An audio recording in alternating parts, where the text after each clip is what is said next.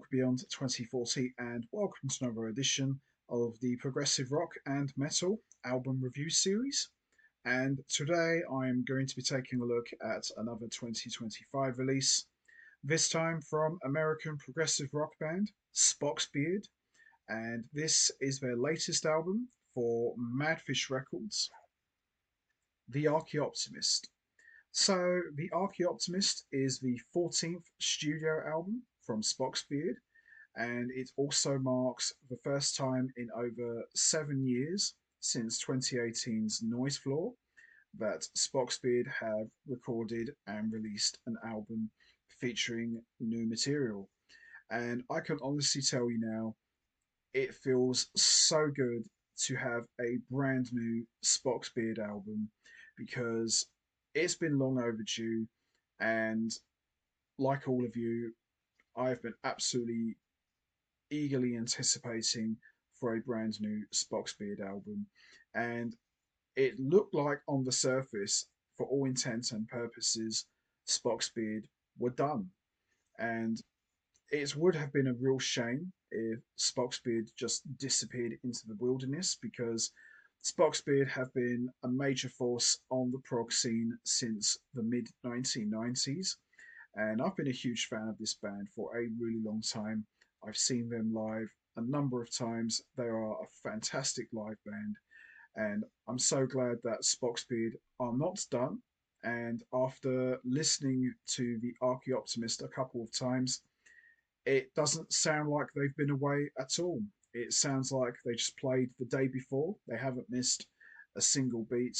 And this album, The Archaeoptimist, is absolutely fantastic. And it kind of sounds a little bit like some of the early Spock's Beard albums with Neil Morse. It's got all of those quirky vocals and those, you know, wacky harmonies that Spock's Beard are known for. Big long epics, great musicianship, unbelievable soloing, you name it. All of the hallmarks and trademarks of Spock's Beard are all here, and they don't disappoint. Spock's Beard always know to deliver a great album, and as I've said many times before, Spock's Beard have never ever put out a bad album.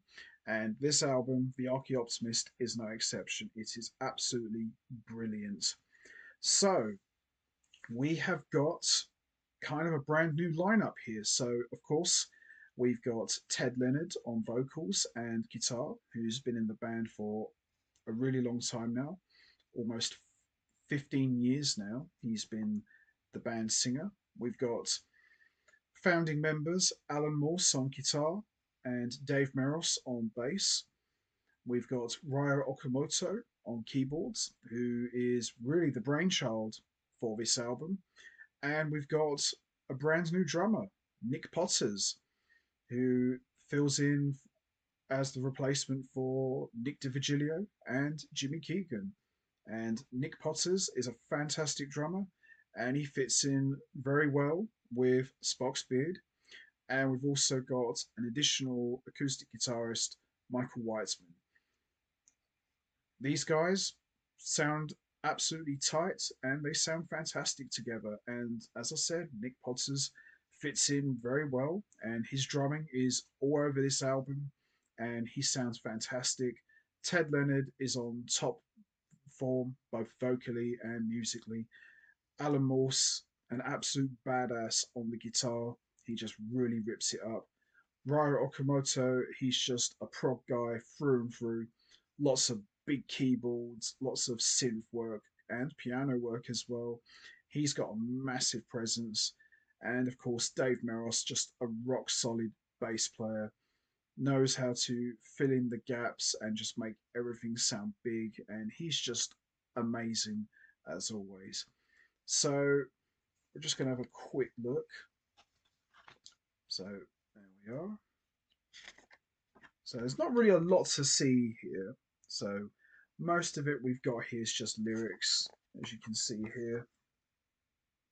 So it's all lyrics here. So no pictures of the guys this time, sorry to say. So it's a pretty standard looking album, But at the same time, the music more than makes up for it. So all of the compositions are written and composed by Ryo Okumoto and Michael Whiteman. So most of the Spock Speed guys didn't really contribute to the writing that much. This is pretty much Ryo Okamoto's baby, and you could say he was kind of like the catalyst for putting Spock Speed back together and getting this album out. And props to Ryo Okamoto for you know being the real force behind this band and saying, "Look, let's get out there and give the fans what they want," and that is a brand new Spock Speed album. So we've got 6 tracks. We've got a couple of longer tracks as well. But top to bottom, the whole album is just excellent. And that's exactly what you would expect from Spock Speed. These guys know how to put an album together, and it's just fantastic. So we've got the first track, Invisible, which has got some unbelievable harmonies from all of the guys. Ted Leonard just kicks things off with a bang. Absolutely incredible. Then we've got Electric Monk, which is great. And then we got A Four Thoughts, which is kind of like another sequel to Thoughts, one of Spock Speed's most memorable tracks. Absolutely wacky and nuts, but epic at the same time. And then we've got St. Jerome in the Wilderness, which is excellent. And then we've got the big 20+ minute epic, the title track, The Archaeoptimist, which is absolutely classic Spock Speed.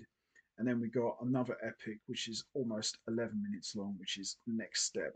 But top to bottom, The Archaeoptimist is classic Spock Speed.